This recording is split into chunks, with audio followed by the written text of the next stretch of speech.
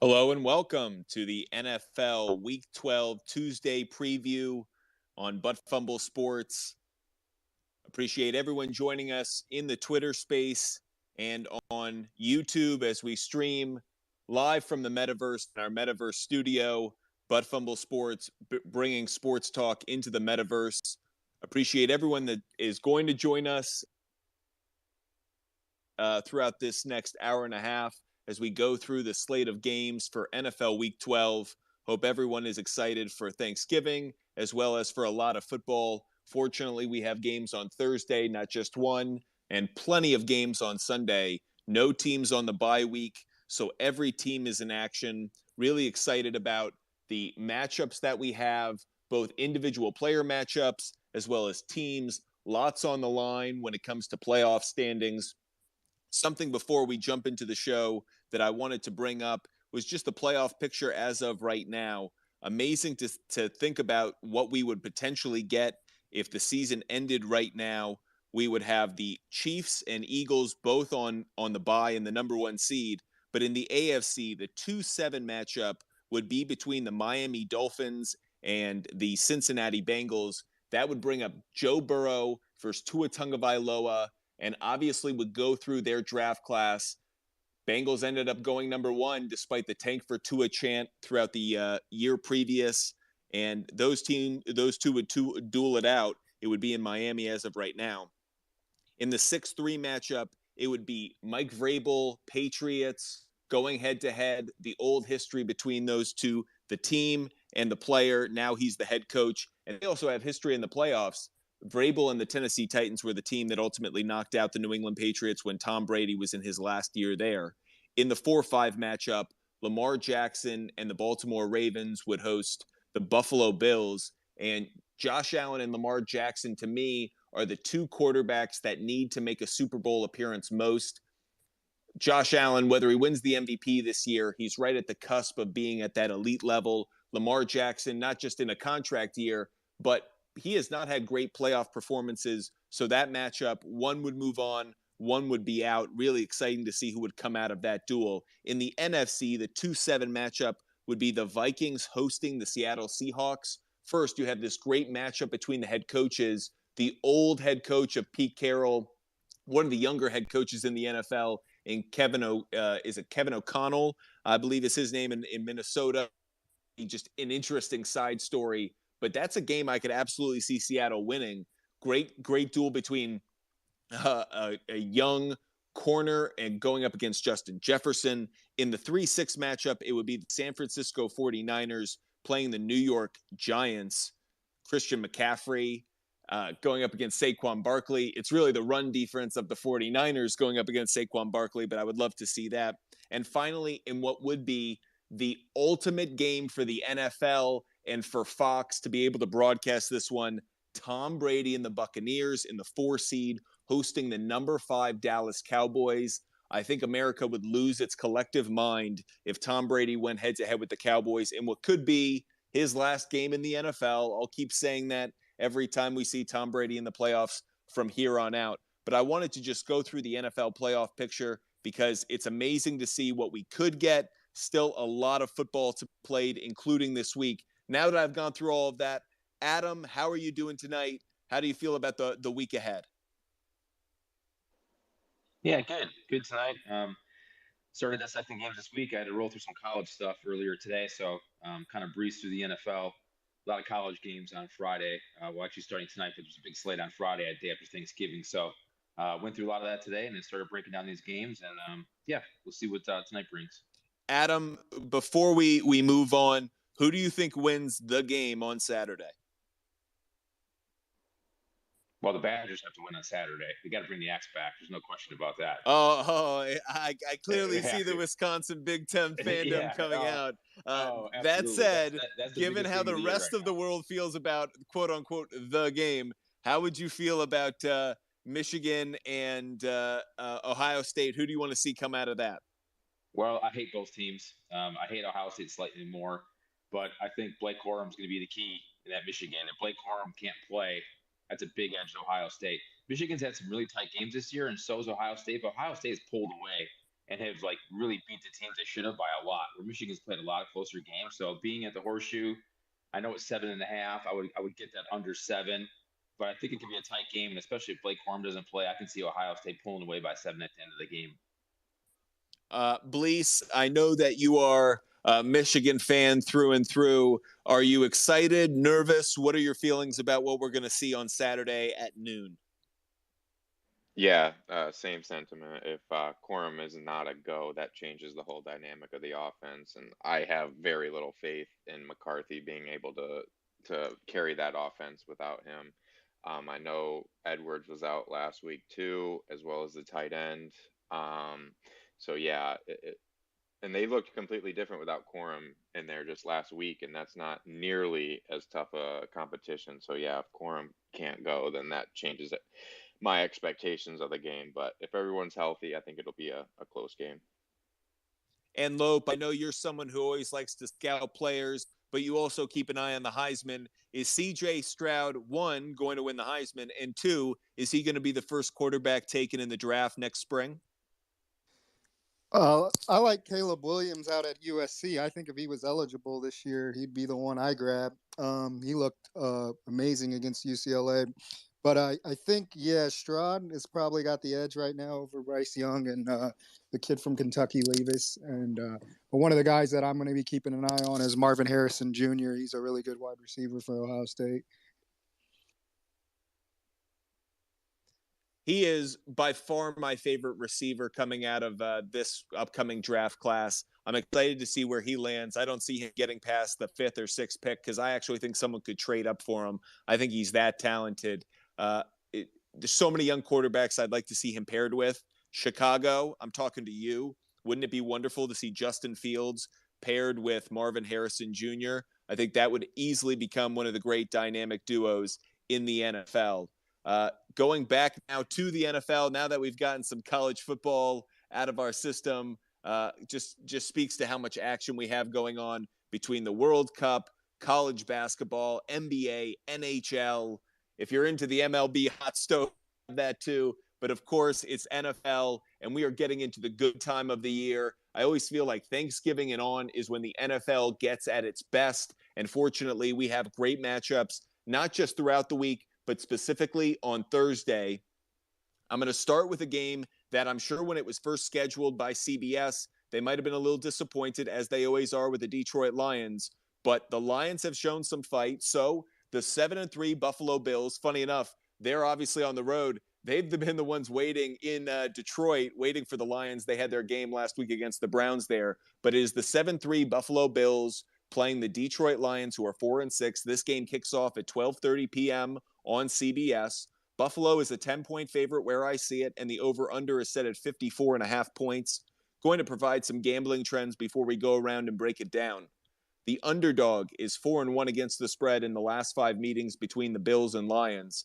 The Bills are 6-1 against the spread in the last 8 their last 8 games on field turf, the turf they played on last week.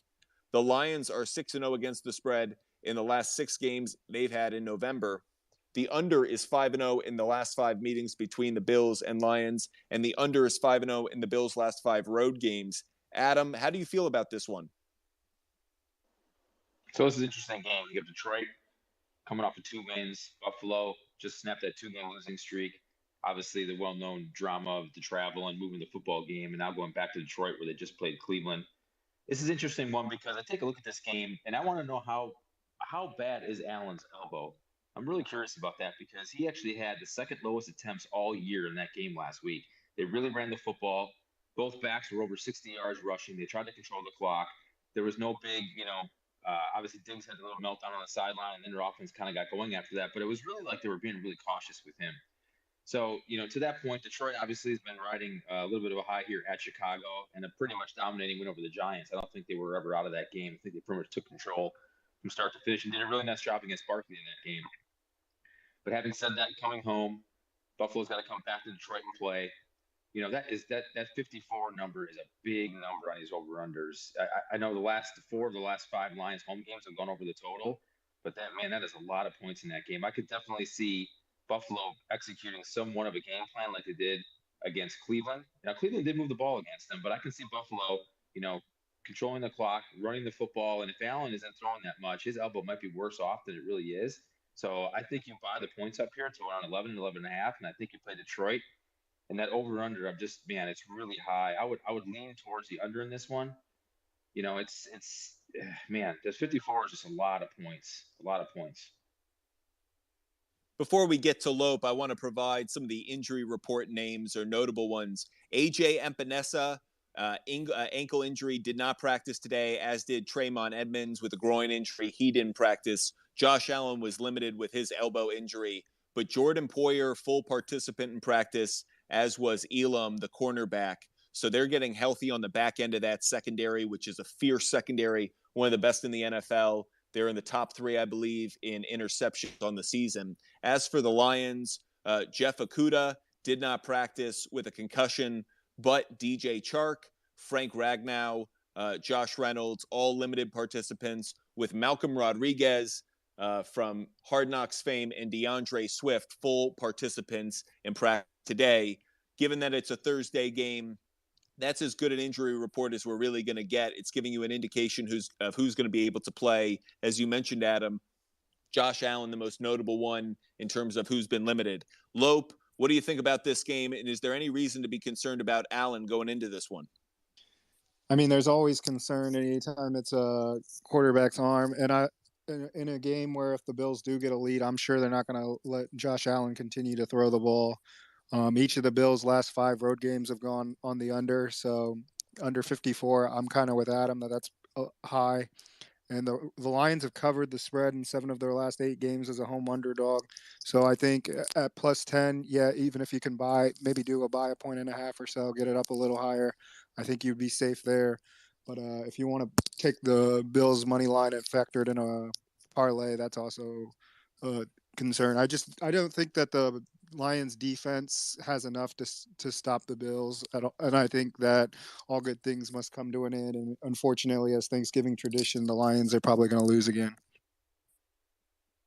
Appreciate everyone joining us in the Twitter space. Adam and Lope, obviously Benny, Tommy. If you want to join the conversation, that's why Butt Fumble Sports is here. We believe every fan can be and should be on-air talent. So if you want to join the conversation, raise your hand. We'll turn you into a speaker. Would love to hear your take and your pick. As for how Butt Fumble Sports sees this game, the Bills, they have the number 2 offense in terms of total yards, averaging 417 yards a game, while the Lions offense is 6th in total yards. So I expect Josh Allen, if healthy, and Jared Goff to be chucking the ball down the field. However, the big difference in what these teams offer, the defensive side of the ball. The Bills allow 17.4 points per game, 5th fewest. The Lions defense allowed 28.2 points per game, most in the NFL. I believe the Buffalo Bills are an easy money line play.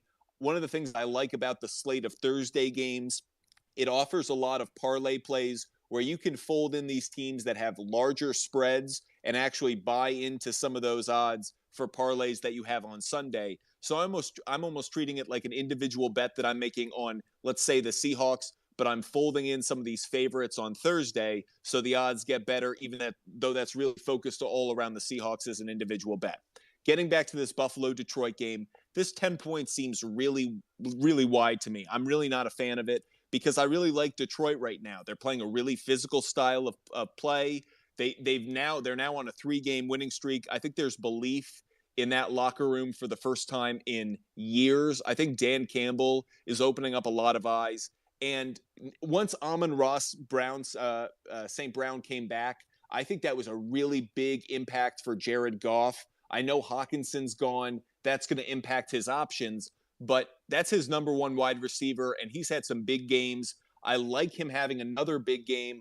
I think the Bills are going to try and shut him down, but still won't be able to. I think Goff has a decent day. He might be good on some player props, depending on what the over is on his passing yards total. So you can kind of hear, I like Buffalo on a money line play. I like Detroit. I'm going to buy that up 1.5. I'm getting Detroit at plus 11.5.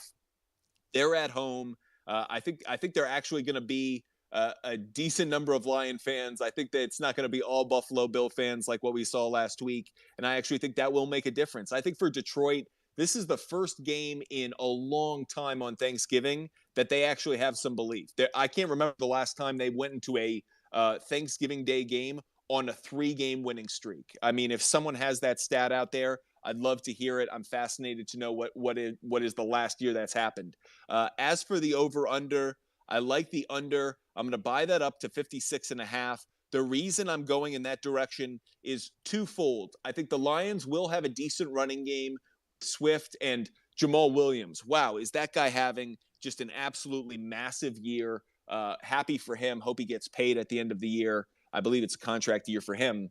But that said, I think there's going to be enough running game with the Lions, and given the defense of the Bills, how few points they actually allow, 56 seems really high. I think there are going to be a lot of yards. I think they're going to be less than 56 total points. Happy to see that Dennis joined us in the space.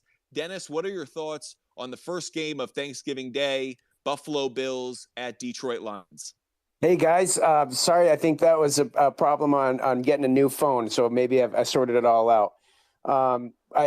In terms of my expectation and my hope is that there should be some scoring here. I mean, from a fantasy perspective, all systems go on anybody playing for the Bills. It looks like Detroit is 32nd against QBs, 29th against tight ends, and 27th against wide receivers. So if you got them, load them. I think that you can look and expect to get some good results.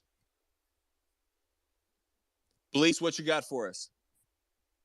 Yeah, I just want to say, speaking on Jamal Williams, I know Dennis had him in the lineup, and just wanted to see if you hit on that lineup because you had some great picks on there. I did. Yeah, Dennis, you crushed that lineup. Like, if anyone is out there who plays DFS, follow Dennis, follow Butt Fumble Sports. His daily fantasy lineup absolutely killed it. Dennis, how'd you do? I did really well. It was in the league that I was playing. I think I won by over 50 points. So sometimes the aberrations come through where you get the multiple scores, and if you've got a couple guys, then it makes it for a fun weekend. But I think that you really just pay attention to the lineups as far as the matchups on the opposing defenses, and this is one with Detroit. It's always one that makes me happy. I feel like the Bills will be a good one this weekend. I don't know if Jamal will repeat the same thing, but I'm tempted. I'm thinking, but I think Buffalo is a little more stingy on the defensive end here. So I don't know if he's going to have a repeat from last weekend. Dennis had Justin Fields, Jamal Williams, Tony Pollard, the Patriots defense. We call that a whole bunch of winners right there. Dennis absolutely killed his DFS this week. Can follow us on Twitter at Sports Fumble, on TikTok, Instagram, and YouTube at Butt Fumble Sports. You'll get access to Dennis's DFS and this great insight. Appreciate everyone that's joining us right now in the Twitter space, everyone that's following us and watching us on YouTube as we stream live from the metaverse. Butt Fumble Sports, bringing sports talk into the metaverse. And as I mentioned before, Butt Fumble Sports, we want to democratize sports media. Adam, Dennis, Lope, Blease, and myself, we're all just sports fans. We love talking sports. We have a place for you here. Want to join the conversation, reach out. We absolutely love it. That's why Butt Fumble Sports is here. We want to make every fan on-air talent. Moving on to the next game on Thursday, Thanksgiving Day, the New York Football Giants travel to Texas. They bring a 7-3 record after an ugly loss to the Detroit Lions and go up against the Dallas Cowboys, who are 7-3 after a spectacular win on the road against the Minnesota Vikings in a statement game last week. This game kicks off at 4:30 on Fox. That gets right in the middle of eating time for most of America. So I'm curious to know what the ratings are going to be for this one. Obviously, New York and Texas, pretty good markets, but we'll see how they cater their meals around the kickoff of this one. The spread I see for this right now is 9 points. The over-under set at 45.5. Some gambling trends for you before we go around to everyone and break this game down. The Giants are 1-4 against the spread in their last 5 meetings in Dallas. The Cowboys are 4-0 against the spread in their last 4 home games. The Giants are 5-2 against the spread in their last 7 games overall. The over is 10-3 in the last 13 meetings between the Giants and Cowboys in Dallas. And the under is 6-1 in the Cowboys' last 7 home games. Adam, let's start with you. What do you think of Giants Cowboys? Well, division game, right? We talk about all year, but division game, laying more than 7 points. That's a hard cover. Dallas obviously routed Minnesota last week, and not very often do you rout a team like that in the NFL and come back and do it again. So, I think this will be a little bit tighter of a game. You got 2 good running teams. The Giants are 4th in the league at rushing, going up against a 26th rush defense in Dallas. But Dallas' last 3 games is up there rushing per game to 170 yards a game, and they're going against the Giants' rush defense, which is 25th. So I think you can see, obviously the aerial assault from Dallas is a lot more effective than the Giants, but I think the Giants are going to try to play a ball control offense here. I don't think they were happy with the way they ran the football against Detroit last week. Obviously, everyone was expecting Barkley to have a really big day, but I can see the Giants here trying to play a close, tight to the best game on offense, run the clock down. They have a little bit of a slow pace of play. And then Dallas, on the other hand, obviously we saw their weapons last week come to life. So for that reason, I'm not a big fan of laying this number, but you hit on it a second ago. The Cowboys are 4-0 against the spread at home, but to tack onto that, that's covering 10 or more points in those games as well. So as much as I hate to do it, I'd buy that down. If you can get that 7 without paying a ton of juice, I would take Dallas in this game to cover. I could see this game being like a 31-10 game. Tighter, Dallas pulls away a little bit in the second half, but I could see the Giants getting a late touchdown to be like a 31-17. So I would buy the points down with Dallas, and then I lean on the over 45.5. Whoa, didn't see that one coming. Interesting. Adam is taking the Cowboys on such a big spread. One note before we get to Lope. Daniel Jones in his career against the Dallas Cowboys is 1-5, but the one win came in Dallas, and he actually has never thrown an interception against the Cowboys in Dallas. Just an interesting note. I don't know if that sets anything up for Lope's pick. Lope, what do you think of Giants at Cowboys? I mean, in all indications, the Cowboys do look to be rolling, but as we said last night, they're a Jekyll and Hyde, and who really are they? They're impressive one week, and then they sometimes are a completely different team the next week. The Giants have covered the spread in 5 of their last 6 games as underdogs. Obviously, if there is an Achilles heel on the Cowboys defense, it's the rushing game, and I think that's where they're going to try to exploit. The Giants defense hasn't looked quite right. I know Detroit got a handle on them, even though there was a lot of turnovers that might have done that. But I think it's just these big lines are just that hitting. I don't know if I have as much confidence in the Cowboys. I could see this being one of those ones that just when you believe in the Cowboys and want to jump on the Jerry Jones, this is a Super Bowl team bandwagon, they pull back a little. So for that reason, I'm probably looking to the Giants 9.5, and I think it's an uglier defensive game. So the under might be in play here at 45.5. I think it's too many. There are 2 factors at work here that are pulling me in different directions. There's the recency bias of what I saw last week. The Cowboys were spectacular on the road against a good team, and they dominated. The Giants were at home against a team I thought they were going to beat, and they looked bad losing. They didn't just lose, they looked bad losing. And so now I think Vegas is setting up America in the way it usually does to have a lot of people taking Dallas. I lean more towards the Giants covering this simply because I think that recency bias isn't actually a statement about these teams. It was a statement about a single Sunday, that Sunday being last week. The Giants are a good football team. They just weren't good last week. The Cowboys are questionable at times. They were just amazing last week. I think going into Thursday, I love Dallas on the money line. I mentioned to you before when it came to the Bills game, there are opportunities to take the favorite on the money line and fold it into some parlays with games later in the week. That's an opportunity to cash on what are greater odds that really aren't going to make you a lot of money if you bet on them, unless you're putting crazy numbers on it. That said, I do like the Giants to cover because I think that Brian Daboll is the kind of coach that after a loss knows how to get his team refocused, especially given how short a week it is. I actually think it benefits them. They were at home, so there isn't the extra travel before this game.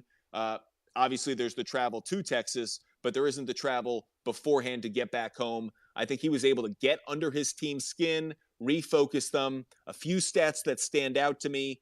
The Giants offense averages 157 rush yards per game. That's the fourth most in the NFL. The Cowboys defense, for as good as it is, allows 136 rush yards per game, seventh most in the NFL. So those work against each other, favors the Giants. I think they will be able to control the clock enough. Their defense looked bad last week, but that was almost a function of where the Lions offense was getting the ball, short fields, opportunities to score quick points. I think this game is going to be closer. Adam mentioned it a moment ago. When you see divisional opponents that get a spread by this amount, the underdog, 6.5, 7 out of 10 times is going to cover. I like those odds. So I go Dallas on the money line, Giants 10.5 to cover after I buy the 1.5. Dennis, what are your thoughts on this middle of the day game, Giants at Cowboys? I definitely interrupt my meal to watch this, or at least take your plate and sit as close to the TV as possible. With respect to a fantasy slant, I know it's not a sexy selection, but Darius Slayton, I don't know if there's anybody left that's healthy for Jones to pass to. I think he's only rostered in about 21% of leagues in ESPN. With respect to the Cowboys, Tony Pollard, my boy from last weekend, they've only increased his price by $100 on DraftKings this week, and he seems to be a good return on investment. But my final thought on this game, these might be old odds, but the prop bets for Odell Beckham Jr. signing with the Cowboys was plus 200, signing with the Giants was plus 450. I think that might be 2 weeks old. Curious to know if you guys think that line has shifted on any of either the Cowboys or the Giants, or if you think there's a third team that he's more likely to go to. I don't think the Giants are actually in the running as much as people think they are, because I don't think Odell Beckham Jr. wants to play with Daniel Jones. I think that's slightly overblown. I do think this game is like what we'll see between Michigan and Ohio State on Saturday. There are going to be a lot of recruits there. Whoever wins is going to have an advantage in the recruiting of that player. So if the Cowboys win this game, which I expect they will, I think that's going to go a long way in the recruiting of Odell Beckham Jr.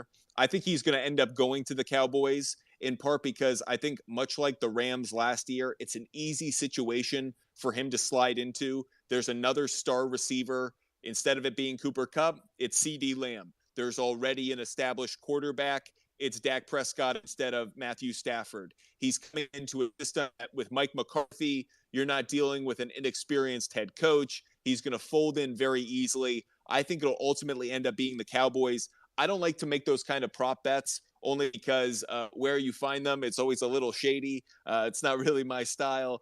That said, if you are going to put money down, I definitely put it down before Thursday's game, because once Dallas does win, I think Odell Beckham Jr. is going to be seriously considering a star on his helmet. Dennis, is there anyone from this game that you do have your eye on when it comes to DFS? I think I'm still going to ride with Tony Pollard. It's $6,600, and he would be someone that the momentum is there. I think you see that he's capable of breaking off a big play at any time. So he would be the one guy on the Cowboys side of the ball I'd be looking at DFS-wise. For the last game on Thanksgiving, the 6-4 New England Patriots travel to Minnesota to play the 8-2 Vikings, who are licking their wounds after that beatdown by the Cowboys. This game kicks off at 8:20 on NBC. The Vikings right now, where I see it, are a 3-point favorite. The over-under set at 42 points. Some gambling trends for you before we go around and break it down. The Patriots are 3-0-1 against the spread in their last 4 road games. The Vikings are 4-1 against the spread in their last 5 Thursday games. The favorite is 4-0 against the spread in the last 4 meetings between the New England Patriots and Vikings. The under is 5-1 in the last 6 meetings between the two. And the over is 7-2 in the Vikings' last 9 home games. Adam, we'll start with you. How do you feel about Patriots-Vikings? So New England coming off that incredible punt return for a touchdown in that disgusting game against the Jets last week. Traveling to Minnesota. Minnesota obviously got blown up by Dallas. I think there could be a quick narrative here that Minnesota's just a bad football team now and they can't move the football. So I don't think that's the case. They are 8-2. This is a big game for them to keep pace with Philadelphia and for the NFC, and especially if some of these other teams like San Francisco you mentioned yesterday start to make a run. So in this game, there's so many trends that point to the Patriots on the line or the Vikings on the line. So I'm just staying away from the line altogether. But I do like the under in this game. And the reason I like it is New England's offense has been struggling as of late, but their defense has been playing pretty good. They're second in the league in allowing points at 16.9 a game. So I think their offense is going to be ball control. They're like third in the league in slow pace of play, so they're going to take the clock all the way down. And I think Minnesota, obviously, they don't really run enough type of offense either. I think this is a get-back game for Minnesota. I don't think this is a game they're going to score 40 points in. I think this is a game they're going to get their feet back, let last week go, and be able to move the football a little bit enough. But I could very easily see this being like a 2017 type game. So for that reason, New England's defense to keep Minnesota in check, which I think is the more talented team here. But I'm staying away from the line, but I do like the under in this game. Kirk Cousins in his career is 0-2 versus Bill Belichick. One of those games was with Washington, one with the Minnesota Vikings. Lope, how do you feel about the Patriots at Minnesota Vikings? I mean, I think we always joke about it a little bit, but there seems to be some truth about Kirk Cousins playing in these primetime games. I have a little bit more questions, I guess, about the Vikings. I don't think I think that Dallas exposed a formula a little bit and how to beat them. I don't like the Vikings offensive line, and I don't know if Kirk Cousins is under duress that he's going to be as effective. He seems to panic and see ghosts and kind of throw the ball away and doesn't follow his reads as well as he should. Judon to get a sack here, it'd be a prop play that I would throw out there and ask people. But if you can buy the Patriots up past 3.5 or so 4, I think that might be safe. And I'm also with him on the under. I think that this screams that it could be an ugly game. If Mac Jones, obviously, if he's going to get back on track and passing and show a little bit of life, this Vikings passing defense is one to do it. They give up, I think, 267 yards per game. So I would be a little worried if I'm Viking fans. I know that the crowd will be ready and there'll be a lot of Viking horns, but Bill Belichick knows how to coach these things and he'll get them. And I think he might be able to trick Kirk Cousins into throwing a pick or so. I know the New England Patriots only scored 3 offensive points against the Jets on Sunday, but Mac Jones went 23 of 27 for 246 yards with an average yardage per completion of 9.1. Not bad. That's a quarterback rating of 104.6. So I actually think Mac Jones, in that time away, in that reflective period that he talked about with the bye week, I think he did find something. I think he found his mechanics. He's still a little gun shy in the pocket. If you get pressure on him, he will go down fast. But I actually don't have a problem with that if I'm the New England Patriots, because what you don't want are the classic mistakes we usually see from like a Zach Wilson, the young quarterback who has pressure in his face and just chucks the ball into the air. Mac Jones rather take the sack and punt the ball, live to fight another day, than throw the ball away into traffic. That said, his accuracy is back. I actually feel much better about the Patriots offense right now than I did a couple of weeks ago. I think they're starting to turn a corner, in part because word out of New England, they've kind of ditched that zone running scheme that they were trying to implement at the start of the year. Clearly, they were trying to bring what San Francisco does to New England. They don't have the talent for it. They don't have the minds for it with Matt Patricia in charge of the offense. So I think for the benefit of the team, they've simplified things, come back to what's familiar. I think that's going to help them. It helped them certainly against the Jets. I think that this is a game in which the Patriots are going to be competitive. As mentioned earlier, the Patriots have one of the best defenses in the NFL. I know they're racking up classic Patriots defense. They're racking up great stats against poor offenses. But that said, Belichick against Kirk Cousins, I actually think when it comes to the mental battle between the two, I definitely lean in favor of Belichick. They're going to try and take away Justin Jefferson as the number one weapon. That's always the MO of the New England Patriots. Take away the opposing team's number one weapon. Dalvin Cook, he's going to face one of the best run defenses in the league. This is a game. This is why you got TJ Hawkinson. If you're the Minnesota Vikings, like TJ Hawkinson needs to have a big game. This is how you beat them. You have that guy inside who's able to open things up, force the safeties to crash that tight end, and that's how you open up Justin Jefferson or Adam Thielen. That's how you're going to win. Interestingly enough, Kevin O'Connell, the head coach of the Minnesota Vikings, once upon a time drafted by Bill Belichick and was a backup quarterback to Tom Brady in the early 2000s. So a lot of things coming together in this primetime game. I like Minnesota in a money line situation. Again, as I've mentioned now before, fold that into some parlays, take advantage on that with some other games on Sunday placed on top of it. Consider it your second helping of Thanksgiving stuffing in those parlays. But I take the Minnesota Vikings on the money line, and I take New England plus 4.5 after I buy the 1.5. I think this is going to be more competitive than people think. Dennis, what are your thoughts on Patriots Vikings? So you know this, but the rest of the guys may not know. I was at the game last week, the Jets Pats, and I will say the one player that jumped out at me was Damian Harris. I thought he looked really healthy. He looked strong. He didn't seem to be carrying any ill effects. Right now, he's going for $5,500 on DraftKings for a DFS start.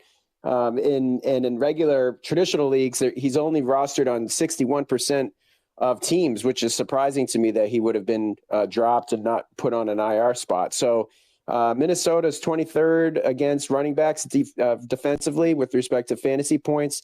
I think that he might be a nice pickup whether you're doing it in a captain, head to head, or if you're doing one that's just for the Thursday games. I think you might be in a good spot with Harris. He seems to be a good value.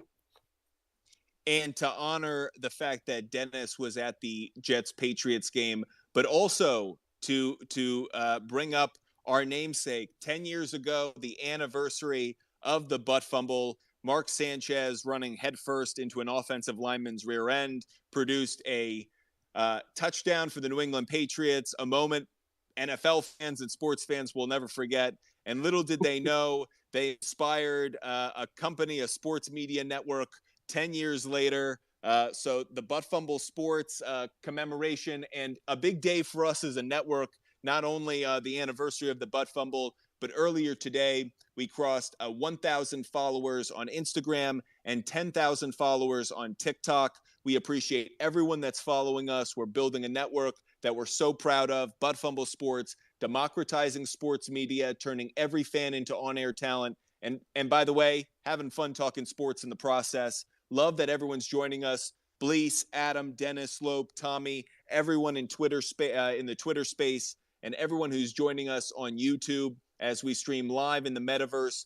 Butt Fumble Sports, bringing sports talk into the metaverse. We're going to go now to the actual Sunday slate of games now that we've had our full feast of Thanksgiving games. And we will start with the Buccaneers at the Cleveland Browns. The Bucs are 5-5. The Browns are 3-7. This game is on Fox. This is a 1 p.m. kickoff. The Bucs, where I see it, are a 3-point favorite. The over-under set at 42.5 points. A few gambling trends for you. The Bucs are 4-1 against the spread in their last 5 meetings with the Browns. The Browns are 3-7 against the spread in their last 10 home games. The Bucs are 3-0-1 against the spread in their last 4 games in November.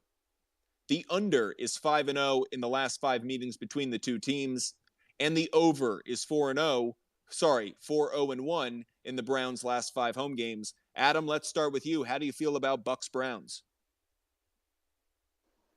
So Cleveland back home after that loss to Buffalo and Detroit, and Tampa's off of a bye. Cleveland's offense actually, we obviously known for a running team, but they are 14th in the league in the passing, and they're fourth overall in yards. Tampa coming in with the 9th-ranked defense, but they are 15th in the league against the run, so I think there's a little bit of an advantage there. Tampa Bay obviously has been getting a little bit better every week. They're getting healthier. We talked yesterday about possibly Giovanni Bernard being back in the lineup, whether he plays or not. That just helps him get healthier to backfield with Fournette being dinged up. Brissett's possibly last game, if I'm not mistaken. I think Watson could be due back next week. The one thing that stood out to me in this game is this is Tampa's first road game since October 23rd. So they haven't had to leave Tampa since the end of October. That's a long time. And now they're going to travel to Cleveland. It'll be a colder type game. I like Cleveland in this spot. I like Cleveland catching the points. I think you can buy it up to 5.5 or 6. And I like the Browns in this one. With a slight lean to the under, it's probably going to be a running type game where Tom Brady's slow, methodical offense with a short passing game, eat up some clock. So lean to the under, but I like Cleveland buying them up on the points in this one. Loeb, how do you feel about Bucks Browns? Not one of the games that I have a strong lean towards. Might wait a little bit to see if some things change, but I agree. I think that Tampa after hearing that Tampa hasn't been on the road in a lot and having to go to Cleveland, it'll definitely be a tough test. And when you don't have the running game that we talked about yesterday and it doesn't travel as well, you can kind of get off to slower starts. So I do think Tom Brady can do enough to win, but I think it's definitely a close game. If I was to take anything right now, like he said, the under seems to be more the play. I could see Tampa's defense now that Brissett's kind of going to release the home and the league's kind of figured him out, keeping this low scoring, and Tom Brady doing enough to get maybe a field goal or a small advantage for the win. To repeat a trend I said a moment ago, the Bucks are 3-0-1 against the spread in their last 4 games in November. What do we know about Tom Brady over the last 2 decades? In November and December is when Tom Brady plays his best football and when his teams play their best football. He is bringing this team along. It took a little longer than it usually does, whether because of personal issues or not as much practice time as he's getting extra rest in his older age. Whatever the reason, I actually think they're starting to make their move. If you think of it as golf, this is their Saturday and this is moving day, and they're starting to slowly separate themselves from the division and put themselves firmly into that number 4 spot in the playoff order. As I mentioned earlier, they would end up playing the Cowboys right now if the season ended today.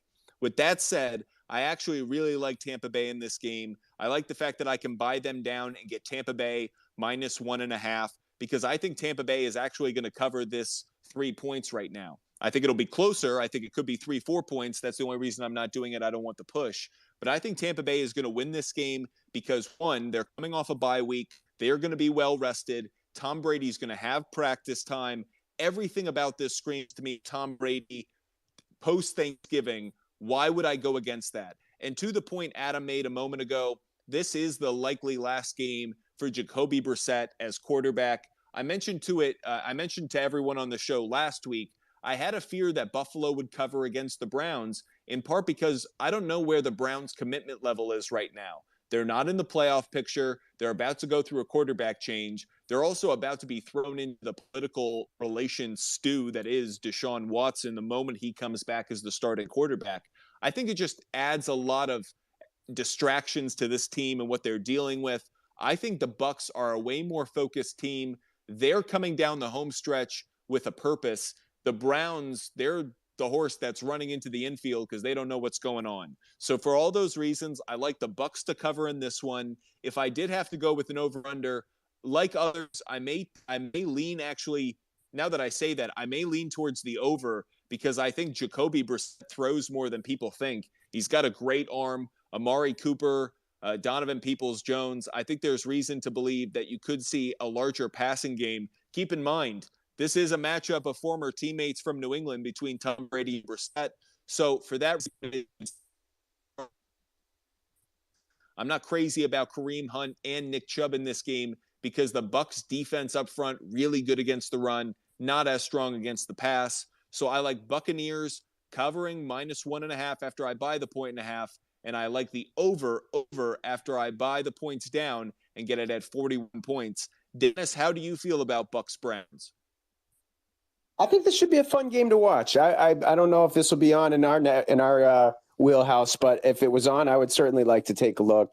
With respect to a flyer, I think Rachaad White is an intriguing pick, whether you're doing it for DFS or if you have him in the opportunity to get him in a traditional league, especially a PPR league.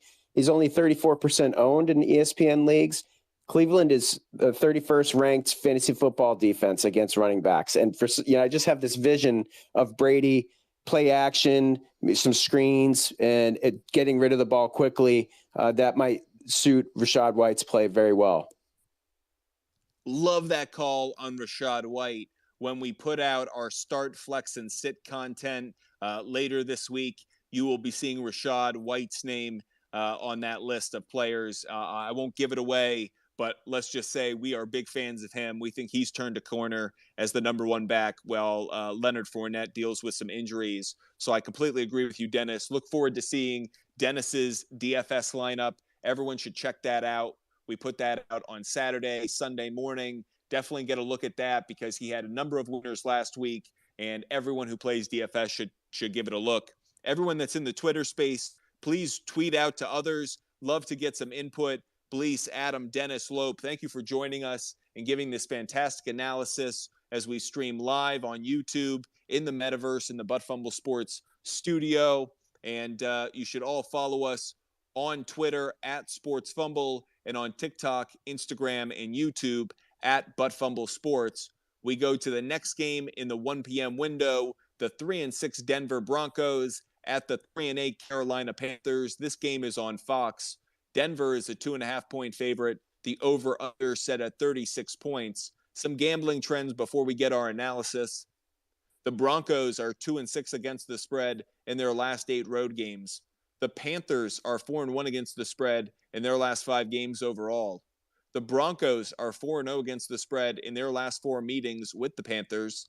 The under is 8-2 in the Broncos' last 10 road games, and the under is 4-1 in the Panthers' last 5 home games. It's been a long time since the Super Bowl between Peyton Manning and Cam Newton that saw these two teams go head-to-head. What should we expect from this regular season battle? Adam, what are your thoughts? So, ugly football game. That's the first thing that I see here. Denver, obviously, with that Devontae Adams touchdown in overtime there to beat him last week. That was a tough, hard-fought game the whole way through. Carolina, actually, I think played, pretty decent game defensively against Baltimore. They kept that game in check for most part until the very end of the game.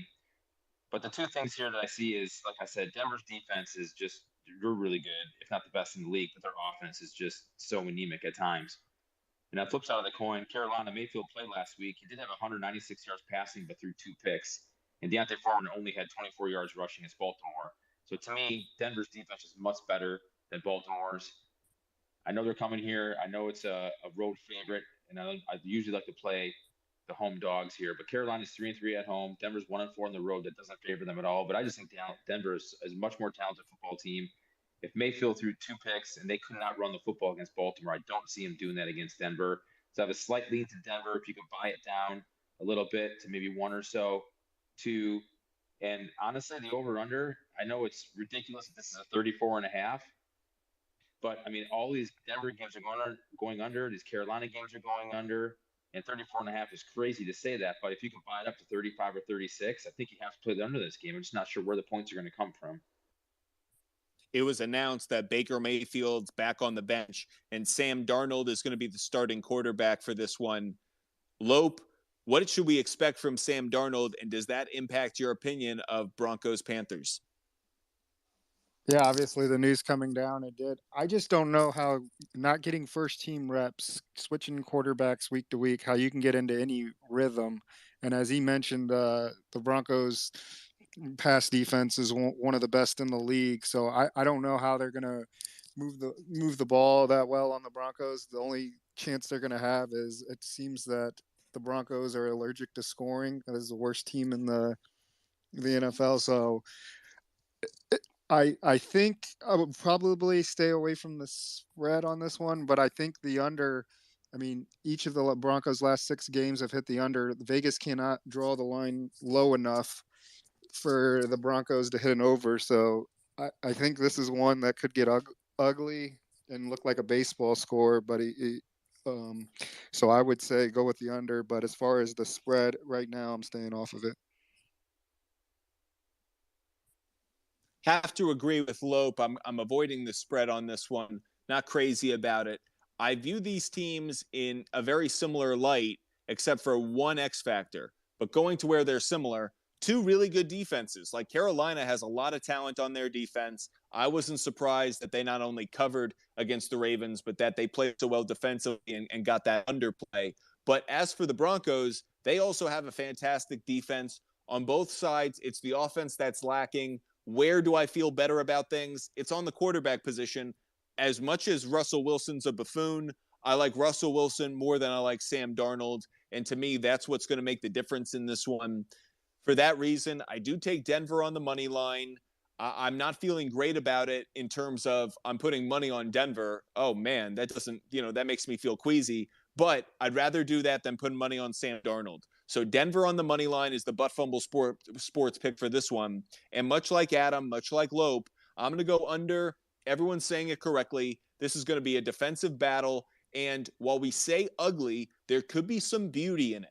And what I mean by that is if you want to get a long shot player prop or prop bet rather, a defensive or special teams touchdown feels like it could happen. I'm shouting out Blease on this one. Get ready to clip. I'm able to call this one correctly. But the defenses in this game are both opportunistic. I could see either one of the quarterbacks throwing a pick six or getting sacked, having a fumble, picked up and returned for a touchdown. So a long shot bet for Broncos and Panthers is a defensive or special teams touchdown. Remember, Butt Fumble Sports said it, and cross our fingers and hope that long shot ticket cashes. Dennis, how do you feel about this game between the Broncos and the Panthers? I share the same sentiment as everyone else. I do not have much enthusiasm from an offensive perspective for this game. If there was a DFS pick, maybe you would be looking at Denver. I think Sam Darnold is definitely good for, if not one, more than one turnover for that game. I like that prop bet. You guys may have just inspired me. That might be my prop pick of the week. So thank you for that. One player from a fantasy standpoint that I have my eye on for all the wrong reasons, DJ Moore. I am not touching him in anything, not DFS, not fantasy, not player props, nothing. He's going to face Patrick Surtain II in coverage, and he has Sam Darnold throwing to him. DJ Moore is a talented receiver, but for this one, I'm avoiding him. I have a lot of doubts whether he'll be able to put up any real production. Moving to our next game in this Sunday window for NFL Week 12, we go to the 7-3 Baltimore Ravens playing the 3-7 Jacksonville Jaguars. This game is on CBS. Where I see it, the Ravens are a 4-point favorite. The over-under set at 43.5 points. Some gambling notes before we go around and break it down. The Ravens are 4-1 against the spread in their last 5 road games. The underdog is 5-1 against the spread in the last 6 meetings between the two teams. The home team is 8-2-1 against the spread in the last 11 meetings between the Ravens and the Jaguars. The under is 5-2-1 in the last 8 meetings between the two, and the under is 6-1 in the Ravens' last 7 games overall. Adam, kick it off for us. How do you feel about Ravens Jaguars? Well, we just talked about it. Baltimore came off that tight win against Carolina. Now traveled to Jacksonville, coming off of a bye. Baltimore's rush defense, the last 3 games, is only allowing 42.7 yards on the ground. And obviously, Etienne's getting a lot more touches for Jacksonville and relying on him a little bit more heavy in the offense. So that'll be an interesting matchup. The pass defense for Jacksonville, the last 3, they've given up 297, which is not good. Obviously, we know Baltimore isn't a huge passing team and a running team, but that's not good at all. And the last 3 for Jacksonville, rushing the football has been 144. So I think Baltimore in this game is obviously the better team. I think Jacksonville, coming off of this bye, could probably keep this game a little bit close. I know Carolina's defense has a lot of talent on it, but that game last week just really concerned me with the way Baltimore is trying to battle through some injuries. And I know Lamar had battling an illness all week and is probably a little bit better. So for me, I just got to stay away from the line in this one. But because of the 2 offenses and the 2 defenses in this game, it's probably going to be a real tight, close to the best game. The one thing I like in this game is that Baltimore is, in the last 3 games, 3rd in the league at almost 1.5 turnover margin takeaways. So that gives them an extra possession or 2 in this one, which Jacksonville obviously turns the ball over sometimes at will here. So I'm going to stick to the under 44 in this game. I think it's going to be a tight game to the best, but as far as the spread, I'm just going to stay away from this one. Loeb, what are your thoughts on Ravens Jaguars? I really like the Ravens. I don't think there's much need to be concerned. There isn't much home field advantage in Jacksonville. The Ravens are rolling. I know they're not playing the best competition, but the Jags I don't think are going to offer much of a fight. I think it's one of their stronger plays. I'm fine swallowing the 4 points and taking the win. And I would look towards maybe the over, because I think that Jacksonville is capable of moving the ball down the field and scoring. But ultimately, I think that Baltimore got caught napping a little bit with Carolina and maybe a little surprised about their defense. But they'll look to get back on track. And I think Lamar Jackson can find the end zone multiple times. This should be an easy win for the Ravens. I trashed on the Ravens a little bit after Sunday's game last week because for a team that is so talented in so many ways, they lack a true star wide receiver, and that is what's keeping them back in the playoff picture right now. If they had their Stephon Diggs or their Justin Jefferson or that Deebo Samuel, if they just had one guy, I know I just named three of the best wide receivers in the league, but I feel like now if you want to be an elite team in this league, you have to have a star wide receiver, and Lamar Jackson simply doesn't have one.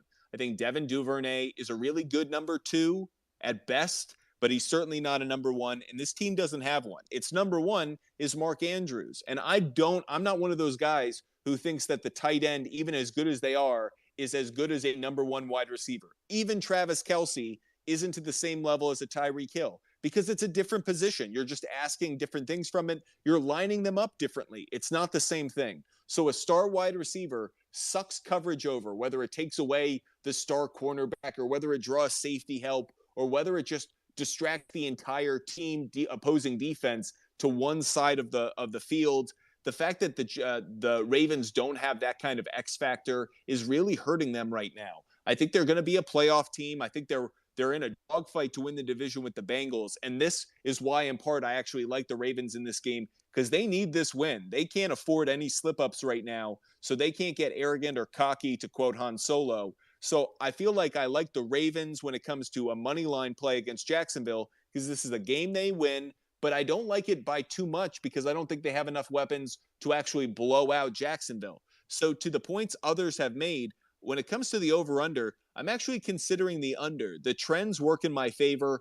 Under 5-2-1 in the last 8 meetings between the two teams, and the under is 6-1 in the Ravens' last 7 games overall. So the Butt Fumble Sports play on the total is the under. As for the pick itself, I like Baltimore on the money line, but this is kind of that cherry on top of my parlay Sunday that I made with the games on Thursday for Thanksgiving. When taking the Bills, Cowboys, and Vikings in money line play, I stacked the Ravens on top of it in a 4-team parlay. Now I'm getting much better odds. And so to Lope's point, I'm getting Baltimore because I feel good about it, but I'm getting them at some plus money at that point. So for that reason, I like Baltimore on a money line because at minus 210, it works well with some other plays mixed in. Not crazy about the spread right now. I could see Jacksonville actually getting close to that cover. I think if I bought it down, I probably would like it, like Baltimore minus 2.5. I probably feel good about that, but I'm not going to end up touching it until Sunday. I'm going to let the week play out and let public money do what it does and see if I feel differently about it on Sunday. Dennis, how do you feel about Ravens Jaguars? Well, first of all, White, I think Deshaun Jackson would be very unhappy to hear that you just failed to include him as one of the top wide receivers in the NFL. That being said, with Mark Andrews, I believe he has no injury designation. Devin Duvernay is probably the next best option. For those reasons, I actually like DeMarcus Robinson, and I'm not just chasing the points from last weekend. He's currently rostered in less than 1% of any traditional fantasy football league. He's $4,300 this week on DraftKings. He had 9 catches on 9 targets last week. I think that he's the one guy that's going to be getting open, and he will be in single coverage. And currently, I think the defense is the 24th ranked against that Jacksonville's 24th in the league against for wide receivers in fantasy. So might be a nice DFS pick. Dennis is doing a great job of previewing some of the content that you're going to see from Butt Fumble Sports later in the week, as we have Robinson as one of our waiver wire watch pickups of the week at wide receiver, given that he is owned in so few leagues. And not just his performance last week. I agree with you, Dennis. I actually think he could quickly turn into a very productive option, not just for Lamar Jackson, but for fantasy football owners in general. One note, Trevor Lawrence, I kind of like him as a flex quarterback play if you needed it this week, if you were really in a pinch. Dennis, is there any chance you agree with me? Is Trevor Lawrence someone that you actually might consider slotting in if you are in a pinch in fantasy? I'm reluctant, but if that's ultimately where you are at salary wise, it might be a nice middler bet where you are putting money in other positions, people who you are better studs, and you need to save somewhere in case of emergency. Go for it. But if you can avoid it, I think that would be my preference. I lack a lot of faith in him personally. Appreciate everyone joining us in the Twitter space and everyone who's watching on YouTube as we stream from our Metaverse studio. Butt Fumble Sports commemorating the 10th anniversary of the Butt Fumble. Thank you, Mark Sanchez, for doing what you do. Dennis, shout out to you, the Jets fan in our space. Appreciate everyone that's following us. Continue to at Sports Fumble on Twitter, at Butt Fumble Sports on Instagram, TikTok, and YouTube. We go now to the next game in the 1 p.m. window. The 1-8-1 Houston Texans travel down to South Beach to play the 7-3 Miami Dolphins. This game is on CBS. Where I see it, the spread favors Miami, 12.5-point favorites for the Dolphins, and the over-under set at 45.5 points. Some gambling trends for you before we go around and break it down. The Texans are 1-4 against the spread in their last 5 games overall. The Dolphins are 6-1 against the spread in their last 7 games following a bye week. The favorite is 5-0 against the spread in the last 5 meetings between the Texans and Dolphins. The under is 5-1 in the Texans' last 6 games in November, and the under is 4-1 in the Dolphins' last 5 games the under is 4-1 in the Dolphins' last 5 home games. Adam, how do you feel about Texans Dolphins? So Dolphins coming off a bye, being at home. Obviously a very impressive win against Cleveland the last time I saw the field. This offense is just really balanced, right? They're really running and throwing the football and keeping teams off balance. The defense is getting a little bit better every single week. So this is a team that's just kind of coming together to, I think, showing that he's capable. I'm not saying he's going to be a playoff quarterback that can make a run deep into playoffs, but he's definitely capable, being second in the league in passing. And this Houston team is just, obviously every week they put up a valiant effort against the Giants. Not so much a valiant effort against Washington, and now they're back on the road to Miami.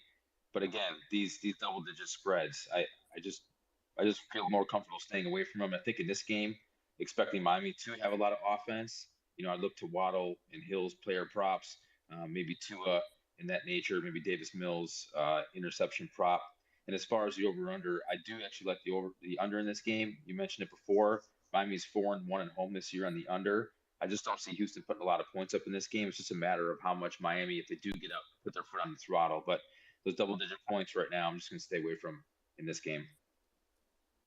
The running back of the Houston Texans, Dameon Pierce, is one of the favorites, or at least contenders, for Offensive Rookie of the Year. Lope, can we see any strong performances from Dameon Pierce, or will it be all Tua on Sunday when the Texans and Dolphins meet? I think that the Dolphins defense is definitely capable of giving up a lot of yards and sometimes some points. So he would definitely be a possible play. 4 of the Dolphins' last 5 games as favorites have gone on the over. That's kind of where I lead. The spread, like Adam said, is too high at 13.5. You just don't want to mess with too much of that. You don't know how much the Dolphins are trying to save their playbook or shell it out.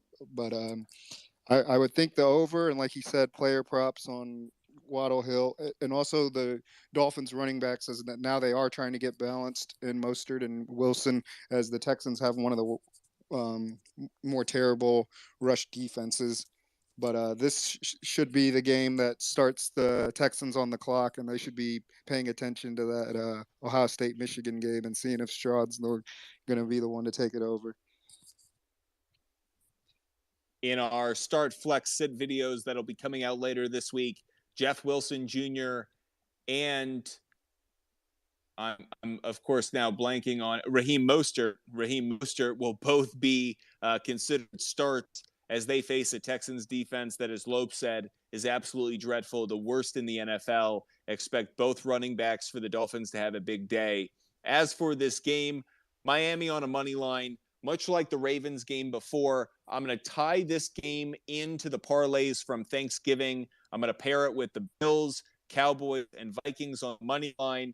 Tack Miami on top of it on a money line play, and just get some more even money so that when I bet my units, I'm coming back at the same value or close to, making the bet far more worth it. As for the spread, I actually am going to go out on a limb, and I'm going to take the Texans to cover 14 points. If I can get 2 touchdowns to cover in an NFL game, this isn't college. I think this is going to be more competitive than at least 14 points. I don't think that the Dolphins are going to win by 15. I know that sounds crazy, but I'm going to go for it, given the situation. But by taking Miami on the money line and pairing it with some other plays, I feel like I covered this game pretty well from a betting standpoint. As for the total, I like the under based off of the trends that I mentioned. The Texans and their games in November, including this year, the under is hitting more often, and the under is hitting 4 out of 5 times in the Dolphins home games. So I like the under in this one. I think Dameon Pierce, again, he is the focal point of the Texans offense. So I expect him to have a number of touches. He needs to deliver for the Texans for them to have any chance of me at least covering my bet. Dennis, how do you feel about this game between the Texans and Dolphins? Earlier in the season, it was much less expensive to construct any kind of a stack with Tua, Tyreek, and Waddle. Those prices are definitely a lot more pricey now than they were 4 or 5 weeks ago. And I think Tua's at 6,900, Tyreek's at 8,800, and Waddle's at 7,300.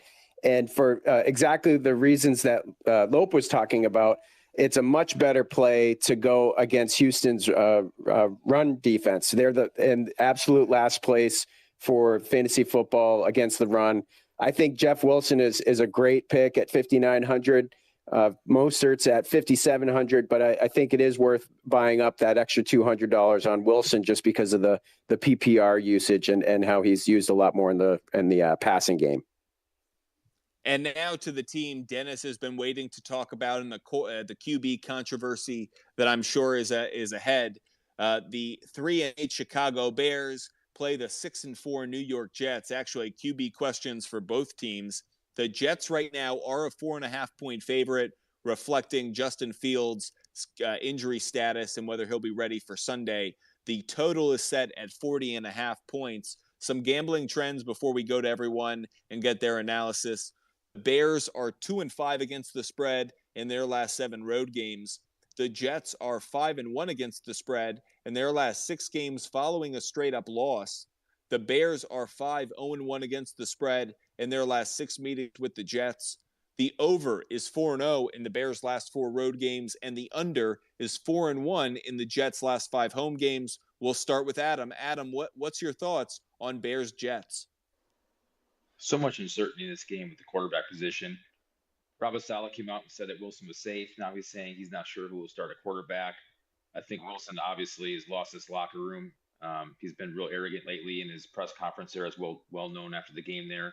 Didn't take much ownership on not being able to move the football. And the defense has been playing really well. I think in this game, I'm staying away from it. But the only thing I would consider is a gamble on the gamble. Right now, that line sits at 4.5. You could take the Jets right now. And the weirdest injury report I think I've ever seen on a quarterback was I read Fields was either day-to-day or he was out for the year. It was like on each end of the spectrum, there wasn't anything else. He's like, yep, he's day-to-day or potentially season-ending. So what you could do is you could take the Jets 4.5 and roll the dice that Justin Fields won't play and that maybe Flacco will start a quarterback this week. And then I think that number gets inflated to around 6 or 7. So that's the only way I would look at it. I think Flacco played better earlier on in the year with this team, and I think his veteran leadership could probably move the football as needed. Chicago obviously does not have a very good defense. So I would say you can gamble on the gamble and take the Jets and hope that Fields sits and Flacco plays. One of the reasons we do this show on Tuesday is we believe there are opportunities on Tuesdays and on Sundays to take advantage of either public money or what Vegas is putting out as odds, or getting ahead of some information or news that may break. Adam hit on one of the reasons we do the show and why we look towards bets on Tuesday, the opportunity to take the Jets now, because if Fields is out, you have to believe that the spread will shift dramatically in favor of the Jets. So Adam, right on the money with that. Lope, how are you feeling about this game between the Bears and Jets? Yeah, as Adam said, with all the quarterback uncertainty, it's kind of hard to touch right now. But I would say that the Jets.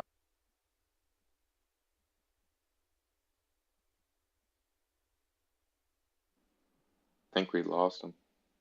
Oh, Lope, unfortunately, I think you rugged on us, so you might have to jump out and jump back, and Sorry. we'll let you get back right to your pick once you're able to. Sorry about that. Oh, now you're back. Go ahead, Lope. And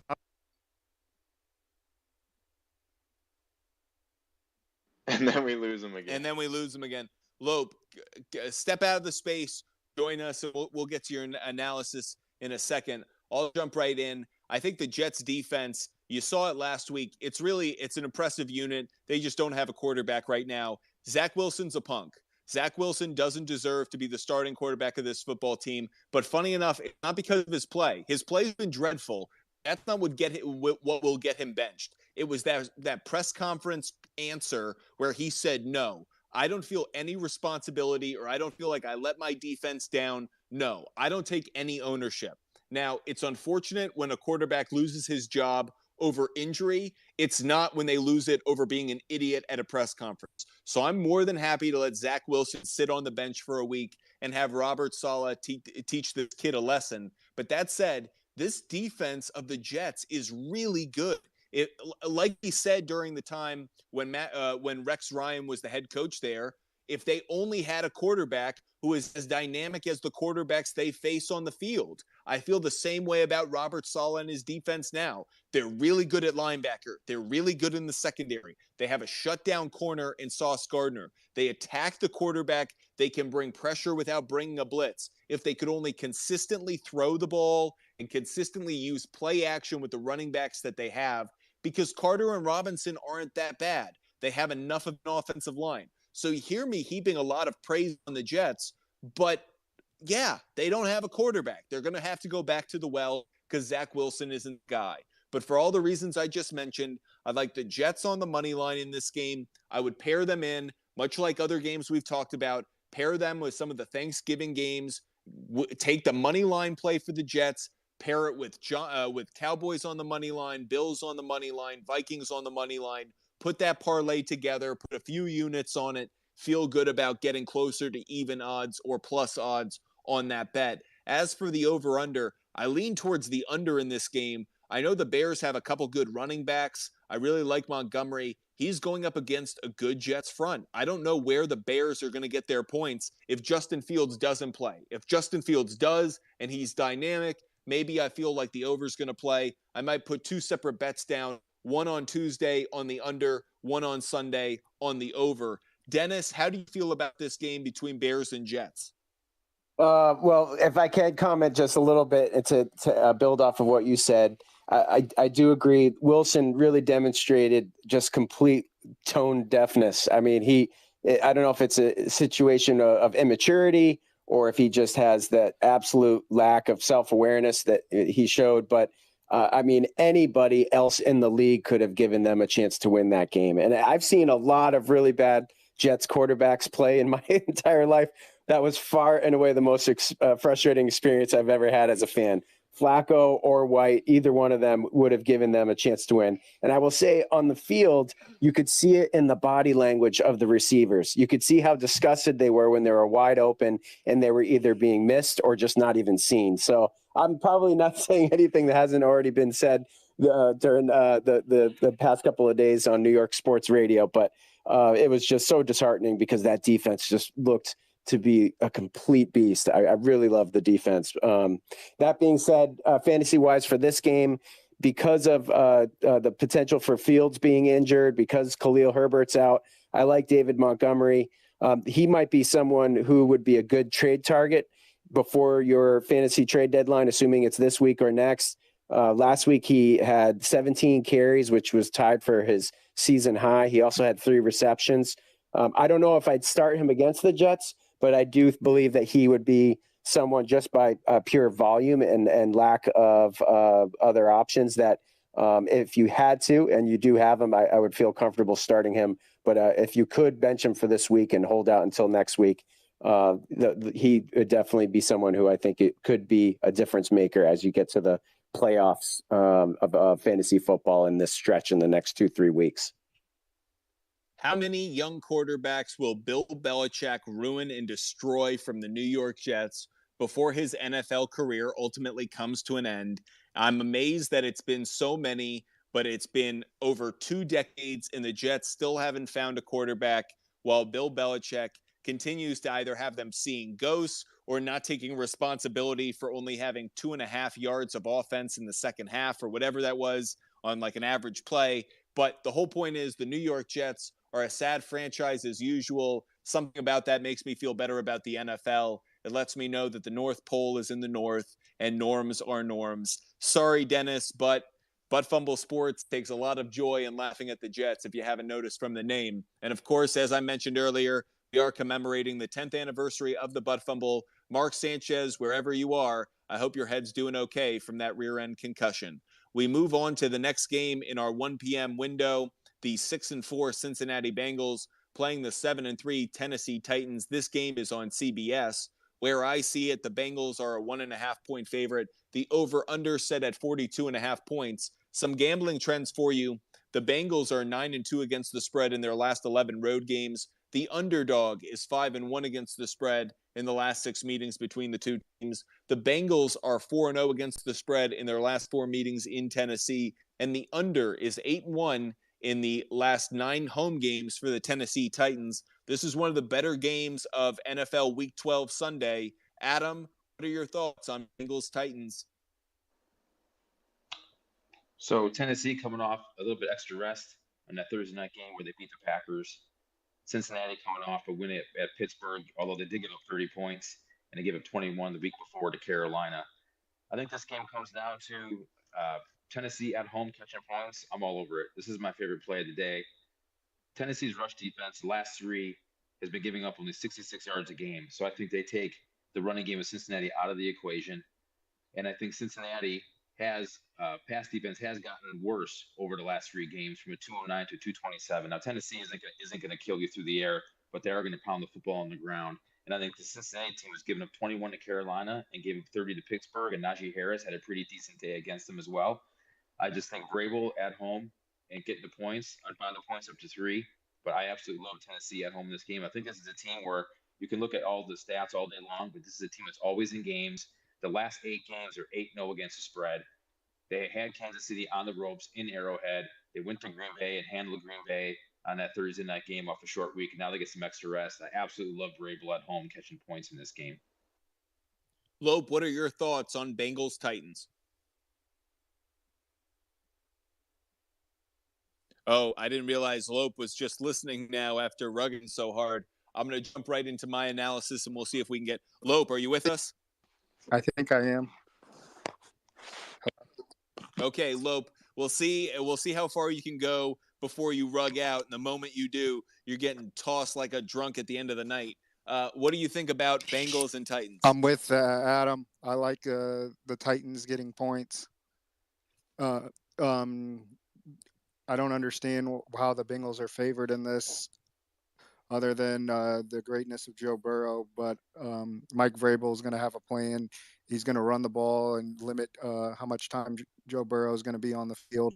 Derrick Henry just seems to be on one of those rules where he seems unstoppable. And with Burrow having to throw as much as he will, with the running game pretty much being cut out, I think that there's a chance he might throw an interception or 2. So I think it's pretty safe to say the Titans on the money line. I wouldn't even worry about the +1.5. I think they went outright. To me, what's so tough about this game is I'm a big believer in Joe Burrow. I mentioned earlier about Tom Brady and the Buccaneers rounding into form when you get towards Thanksgiving and you play your best football at the end of November and December. I feel like Joe Burrow is a quarterback that's going to be doing that for the next decade. I feel really good about the later it gets into a season, the better Joe Burrow is going to be. I think it took him a few weeks with the Jamar Chase injury to get the offense going again, to figure out how to not just target T. Higgins or Tyler Boyd, but to how to stay a balanced offense. I think that's the reason they're favored in this game, is there is some recency bias, and a lot of people just like what they're seeing from the Bengals. That said, you give extra time to Mike Vrabel and the Tennessee Titans to heal up and get ready for a fight, and I feel really good about it. Adam said it. Lope said it. I'm going to heap it on. I like Tennessee in this game to cover +3. I know Lope's going to do his don't buy points, but Fumble Sports is going to buy the points because we like cashing tickets and we know the NFL is competitive. So if we're going to get the extra 1.5, we're going to take it. I'll take Tennessee +3. I feel good about this game only in that I feel like it's going to be an absolute dogfight. I think this is going to be a really good game. And because of that, I think it's going to be nip and tuck. I think there's going to be a missed field goal here or an extra point block there. Something's going to happen that's going to turn this into a 2-point game. It's one of the reasons I want to buy the 1.5 because I think that the cover opportunity is there, but I don't want it too slim a margin because I think this is going to be so cutthroat close. That said, when it comes to over-under, I'm leaning towards the under because if I think the Bengals are either going to lose this game or won't cover, then they're not going to be explosive on offense. That's going to give me faith in the under, believing that Derrick Henry, Mike Vrabel, Ryan Tannehill, they're going to control time of possession. There aren't going to be a lot of points. There's going to be a lot of long drives. That's why I like the under in this one if I have to go one way. I'm not crazy about taking the total, but that is what I would consider. But it's Tennessee +3. That's where Butt Fumble Sports is laying its money. Dennis, what are your thoughts on Bengals Titans? Samaje, 3-score P-Run. I think he's available currently in traditional leagues, and he's only been picked up in about 4% of those leagues in ESPN. So take a flyer on him. I think Mixon, I don't know if there's been any update on his concussion, but if he's out, you can get a starter. And you can also on DFS, he's still at a really good price, $5,600. If you put him into your lineup now, and it turns out later on that Mixon is actually a go, then you just, X him out and swap somebody else in there. But you can get him currently at a good price, at well below what a typical starter would be.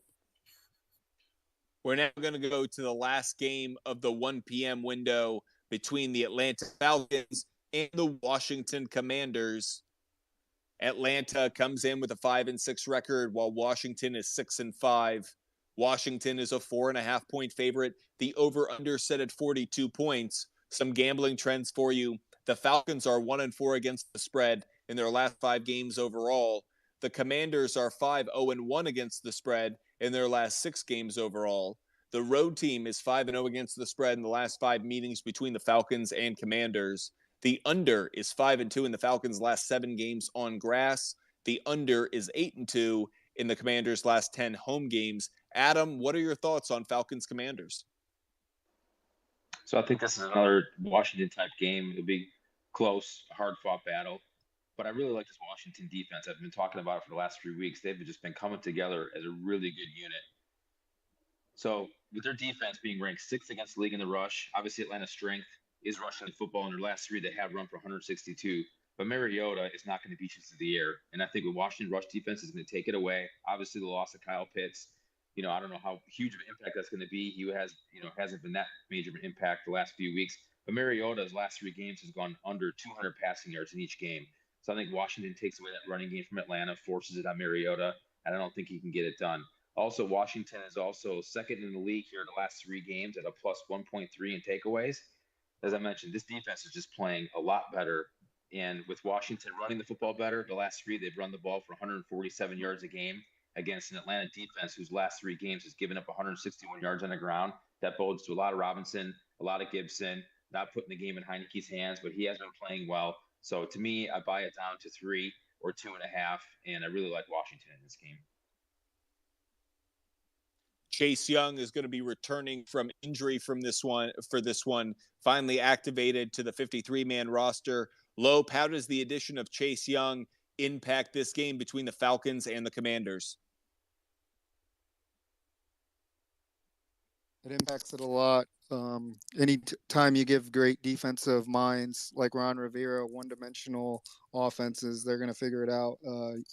As Adam mentioned, Falcons don't do a good job passing the ball. It's all running game, and I think Ron Rivera is going to stack the box and make Mariota beat him, especially on the road.